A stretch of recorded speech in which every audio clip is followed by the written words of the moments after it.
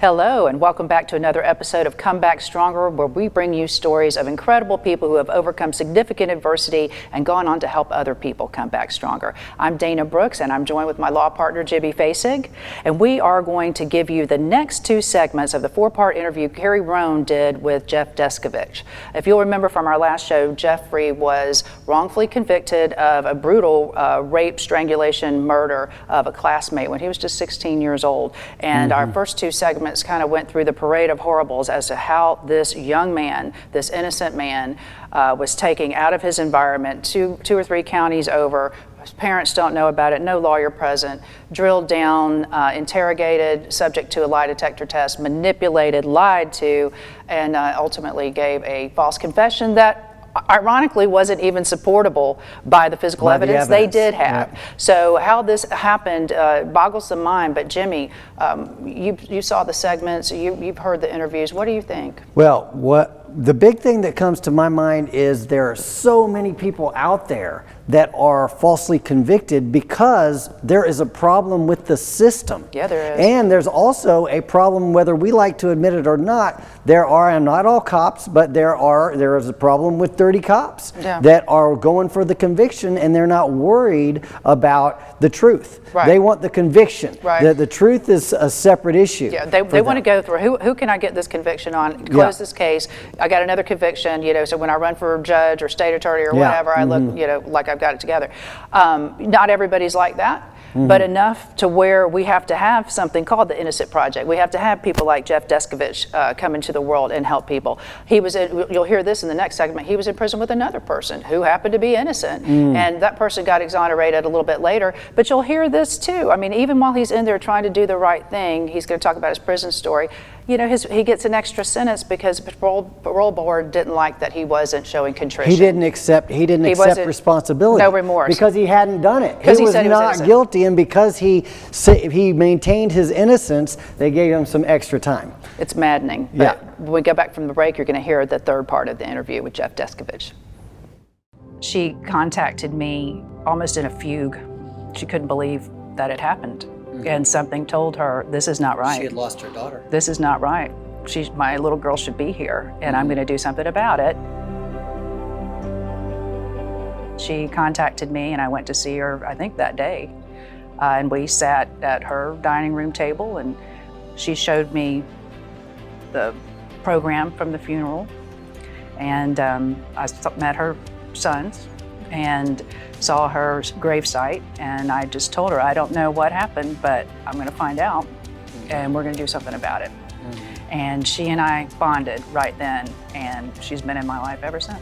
And seeing how she has used something that is an unimaginable loss and found some way to live a better life and make a better life for her son. There's nothing better. And we are back. Get ready to hear the third segment of Carrie Roan's interview with Jeffery Deskovic.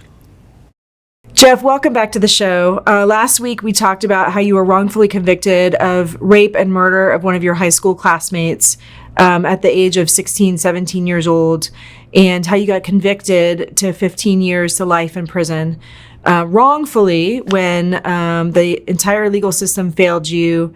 They had DNA evidence the entire time, which would have exonerated you. So let's start this segment by talking a little bit about what life was like for you in prison as a 17-year-old boy who got tried as an adult. I mean, it was a very frightening experience. I mean, I was sent to a men's maximum security prison. Many of the people there were guilty of very serious violent crimes. These were fully developed men.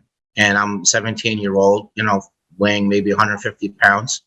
So it was a lot of violence there in Elmira Correctional Facility, and there was 3 or 4 stabbings or cuttings every day. There was other violence that did not involve weapons. There was gang activity. So cumulatively, there was a general atmosphere of violence and adrenaline that permeated the air. Some of the guards were professional, but many others were not.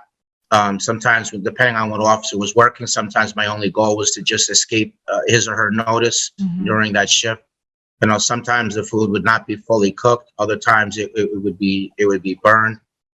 They put me in a facility that was 4.5 hours away from home, which made visits more difficult and less frequent than what they had to be.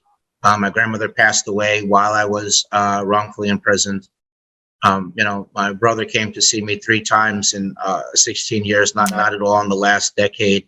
My wrongful conviction impacted him also. The kids in the school bus and in the school used to say that his brother was a rapist and other nasty things. And so he eventually wound up dropping out of school. There were times in prison where I was assaulted. One time I lost my life. I was always in fear that people would discover what I was incarcerated for, because there's a vigilante mentality towards people convicted of sex offenses in prison. I got a GED. I completed an associate's in another year towards the bachelor's, but then even that silver lining was taken because in 1995, college funding for college education for prisoners was taken, so I couldn't continue my education that way. I did do a lot of vocational trades, but then the curriculum was obsolete before I even went to the vocational shop. They had a system of maintaining order in the prison known as Keep Lock, which involved sanctions being imposed on the prisoners if they were found guilty of breaking a prison rule. So, when I tried to defend myself when I was assaulted, I got in trouble for that. So, I was kept in the cell 23 hours a day out of the 24. They would send less food. Sometimes the food would be 3 or 4 days old. You could take 2 showers one week and 3 the next, rather than being able to shower every day as the rest of the population. You couldn't use the phone while you were on that status, and you would just be when recreation time came, they would just put you in a small caged area by yourself with maybe a pull-up bar in it if you were lucky. So what a nightmare! I would say that I had to, but it wasn't just physical, but also it was mental, it was psychological. I had to fight off repeated feelings of hopelessness, helplessness, thoughts of giving up, suicidal ideation. So all of that, it was I don't know how I survived. I mean, I know how because I'm asked that all the time and I explain, but even with knowing those answers, sometimes I still look back myself and it's kind of a miracle that I did survive. So that was the next question I was going to ask you, though, is how did you survive, especially at such a young age, knowing that you shouldn't be there? I mean, it makes me go crazy in my mind just thinking about it, and I wasn't in your shoes. So definitely belief in God was one thing. Second thing was I didn't think about the 15 to life sentence. I just focused on just getting through a year or two until the next appeal happened, which I was sure I was going to win because I knew I was innocent. And I still believed in the system. Another thing is I used to go to the law library and learn the law, and that would give me like a sense of comfort. I used to collect articles about other people that were exonerated, and I would use that for motivation to continue. There was another prisoner there named Frank Sterling, and he was innocent also. We used to get together once every 6 weeks in the yard, and half the conversation would be about continuing on morale-wise, and the other half the time would be trying to brainstorm about what the next move would be that we could do to try to get exonerated. And just as an FYI, and Frank was exonerated through DNA testing a couple of years after me, so it wasn't just that I was naively believing that another prisoner was innocent, but he actually he actually was. I used to collect scenes of nature scenes and hang them up on the wall. And also, when I would play basketball or chess or ping pong, I engaged in this elaborate delusion. I would pretend like if I was a professional player and so were the other people. But it really wasn't like kids fooling around on the playground. I mean, I needed to escape the prison for a couple hours, and that was the place that my mind took me. So all of those things were part of it. How did you get hooked up with the Innocence Project? When my appeals were over, and I lost 7 appeals, and when that happens, they don't give you an attorney anymore.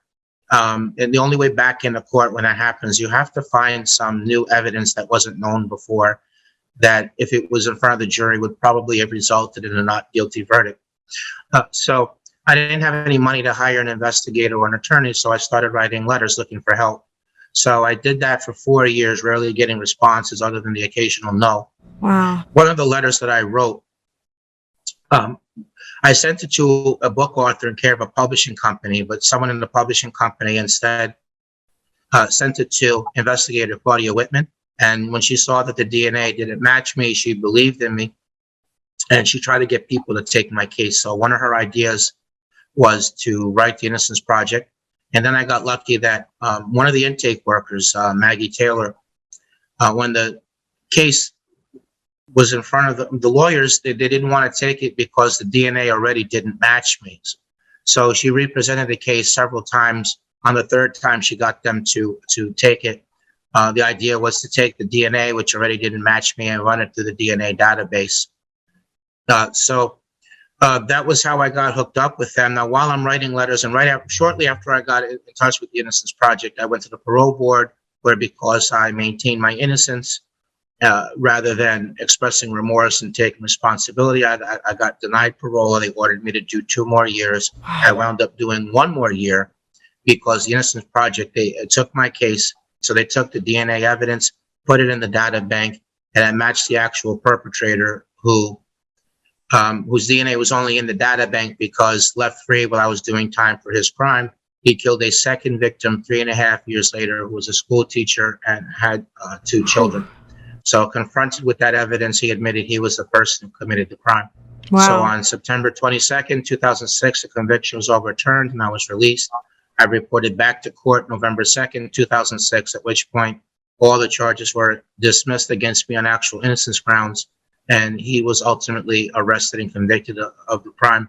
There was a report issued by 4 independent experts which broke down all the different places in the system where it broke down, which culminated into my arrest, wrongful conviction, and preservation of that conviction for 16 years. That was issued. Gosh, Jeff, that's just such an amazing story. When we get back from the break, I want to talk about what you're doing with your life now and what led you down the path to being a lawyer and giving back to the same community that you came from. That's just simply amazing. I don't know how he does it. I don't know how he stayed motivated. What could possibly keep giving you hope in that environment? God, I think probably he said he believed in God, and he believed in the truth, he believed in the system. And then after 7 appeals, he still kept writing. And finally, he got somebody to pay attention to him. But what the worst part about this is, Dana, is that because they wrongfully convicted him, a teacher who had 2 children was also killed. Yeah. Because the real rapist murderer was still out. Yeah, it's just such a travesty, because not only with this man's youth and the best part of his life taken away from him, and him branded and all the things that happened, just being in that culture that long and then trying to re-enter, and all the trepidation people had about having him in his life because he had been in the system, whether wrongfully or not. Yeah. You know, he'll talk about that later, but you know, to think that all this effort was put into railroading this child. Meanwhile, this guy who did commit this brutal rape and murder He's out there doing did it again. This time he did it to a grown woman, a school teacher who had 2 children she left behind. So that's the danger of it. You know, a lot of people say, well, you know, inevitably something's going to happen. People fall through the cracks. It happens. You know, everything's not perfect. Well, these are real humans. They're actual people. And then whenever you're focused on the wrong one, the rest of us are going to suffer. Well, the good news is that Jeff has he has taken what he has gone through and turned that into a mission and a purpose, and he is literally changing the world with what he does. Yeah. So that's coming up in the next segment. Yeah, I can't wait. We're going to come back and wrap up Carrie Roan's 4-part interview with Jeff Deskovic right after this. I think people don't understand how harmful it can be to wait. Evidence and people are in the wind. You know, if you need a video of something, that could get recorded over within sometimes 24 hours. Yeah. So it's not, oh, I ran to a lawyer right away. No, I stood up for myself and preserved evidence and preserved my rights. I had a case where one of my clients got her finger stuck in a door because the door closer had rusted, and the company had done a terrible job at maintaining it. But she came to us within days of having her finger amputated.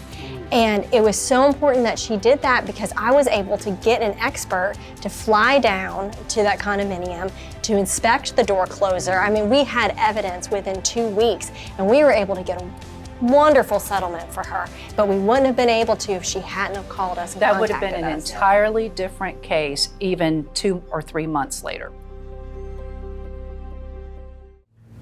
And we are back. We're about to hear the last of the 4-segment interviews Carrie Roan did with wrongfully convicted of murder, rape, so many years ago, this wonderful man, Jeff Deskovic, and we're going to hear the end of his story and how he is using what happened to him to help other people prove their innocence and come back stronger.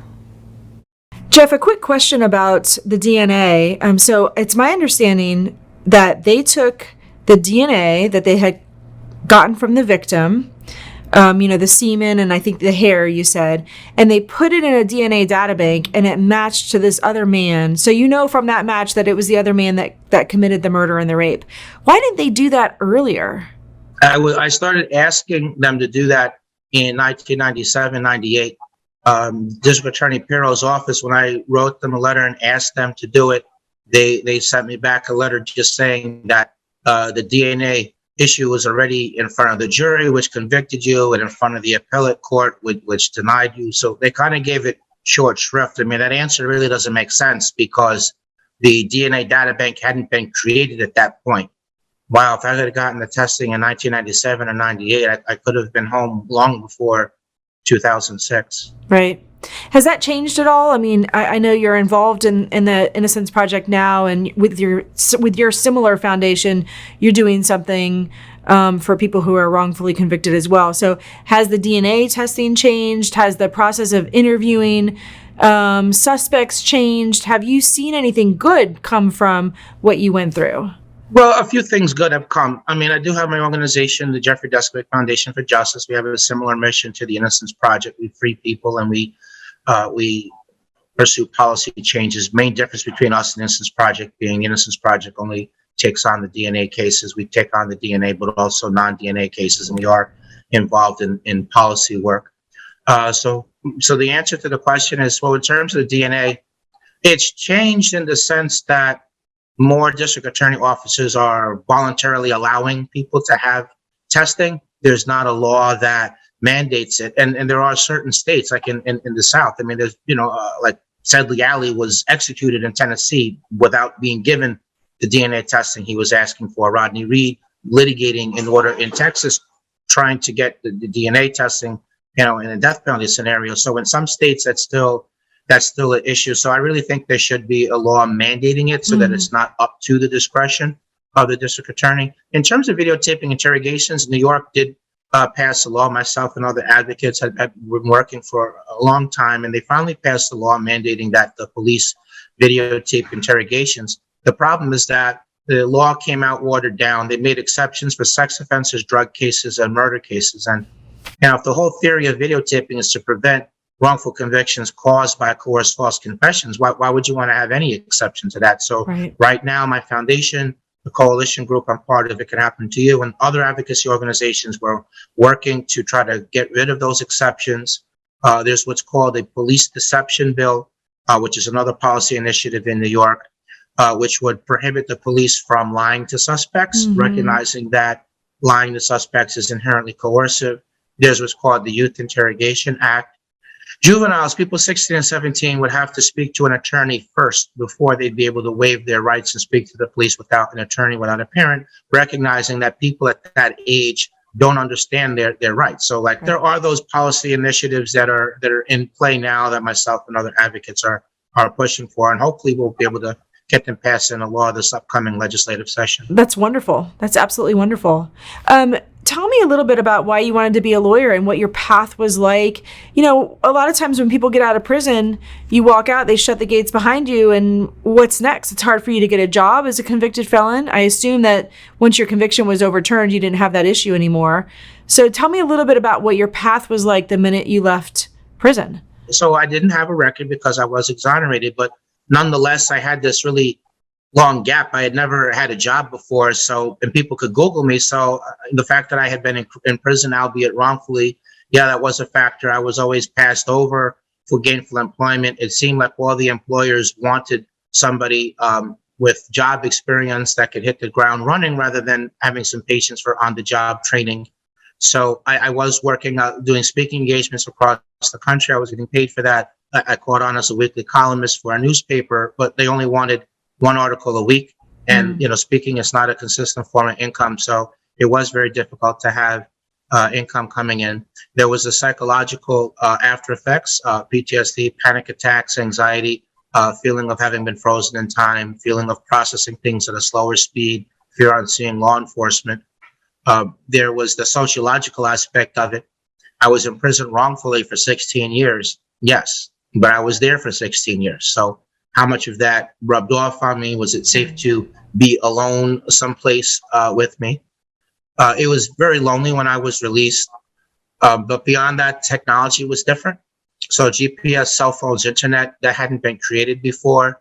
Culture was different. Neighborhoods didn't look the same. So cumulatively, those three factors led me to feel like I was kind of like a fish out of water, like I was in an alternative parallel world that I didn't belong in. Yeah. So those things, it was awkward when I meet up with my extended family. I'd become strangers because they either had not come to visit or came, very, very infrequently. So those are the difficulties, but I did get a scholarship from Mercy College to finish the bachelor's degree, and I was able to make good. I graduated. I got the master's degree from John Jay College. My thesis is on wrongful conviction, causes, and reform. After about 5 years, I was finally able to get compensated financially. I did use some of the money to start the Jeffery Deskovic Foundation for Justice, and we've been able to free 11 people. We helped pass 3 laws. We helped pass another 6 with the coalition group. It Could Happen to You. And at some point, I became not satisfied with sitting in the front row of the courtroom. I wanted to be able to represent some of the clients. I wanted to be able to sit at the defense table. I wanted to be able to make some of the arguments. And so I'm an attorney now. We are active in policy work in New York, Pennsylvania, and California. In Pennsylvania, our goal is to pass compensation. So that's one of 12 states that does not compensate people who are wrongfully convicted. And in California, the same independent oversight board that can investigate allegations of prosecutorial misconduct, which we passed in New York, landmark bill. We're working on exporting that commission to California. And like I tell the police officers in the academy when I speak there twice a year, I mention, you guys in a way are the first line of defense against a wrongful conviction. If you don't arrest the wrong person, that's right, then the train doesn't pull out of the station. So use all the best practices when it comes to interrogating, when it comes to identification and preserving evidence and being truthful on the stand. If you follow the best practices, if you follow the law, then your chances of arresting the wrong person or being involved in a wrongful conviction case are dramatically lessened. Well, it's really about justice at the end of the day. It's about justice. Yes. And nothing more. And I love the fact that people that were in your shoes or are in your shoes have you as their advocate. And I think you're doing such good for our country and for the justice system as a whole. And I thank you so much for joining us. This has been a wonderful 2 segments, and I appreciate your time. Oh my gosh. Well, he is just a perfect example of somebody who has come back stronger. Yeah. Somebody has taken the lessons that he learned and the pain that he has endured and has used those lessons to make this world a better place, to motivate himself, because he does it now out of a it's a labor of passion. It's almost like a compulsion. Yes. It's like he can do no otherwise. Yeah. Yeah.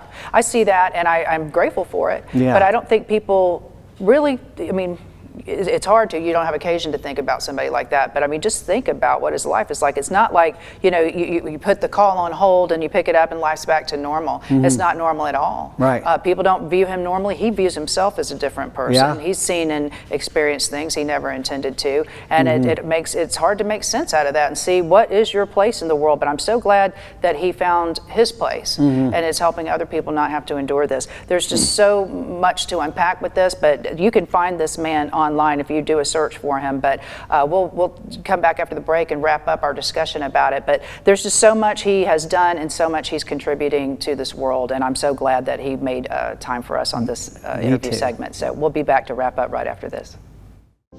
And you know what the insurance company offered him? $5,000. Really?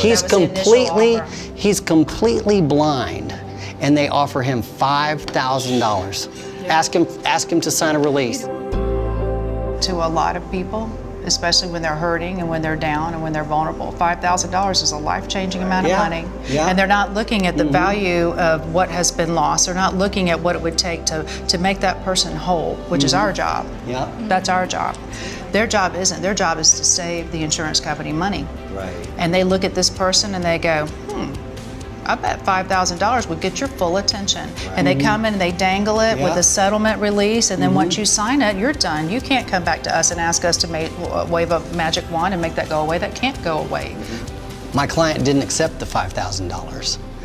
We took him all the way to trial. We got a $5 million verdict. We are back. We're wrapping up our four-part interview segments with Jeff Deskovic. And I do know his foundation. It's the Jeffery Deskovic Foundation for Justice.org. And you can see the great work he's doing. And I like that he is helping people in cases where DNA is not there. Because when DNA is there, you know, it happens. But much harder would be the cases where the circumstantial evidence wasn't sound, or the physical evidence really didn't work out. That's going to take somebody who's got some money and some resources really rolling their hands, your sleeves up and getting into it. It's not something that science can necessarily handle. And I like that he's trying to inform policy. Absolutely, he's changing the world. The process, because think about it, you know, whenever someone gets arrested or is you know, interviewed by police officers, they always try to dissuade you from getting a cop. Well, innocent people don't need a lawyer. Innocent people don't need a lawyer. What are you doing? What are you trying to hide? You know, what do you have to? Well, I always say this. If I'm talking to somebody who gets to lie to me, I want a lawyer.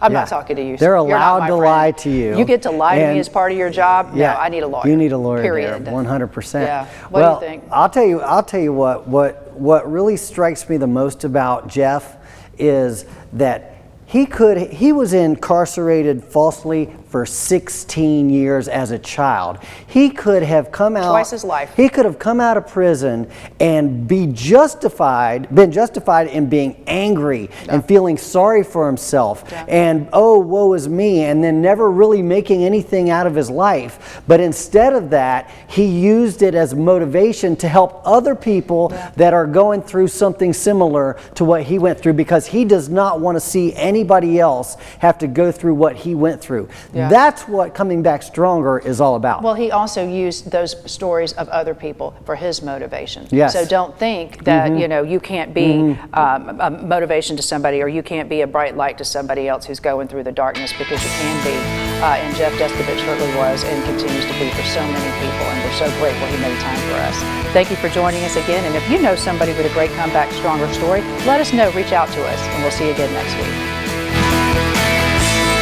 Just because you have a pre-existing injury does not mean that you are not entitled to compensation for the injury being aggravated or exacerbated by somebody else's carelessness.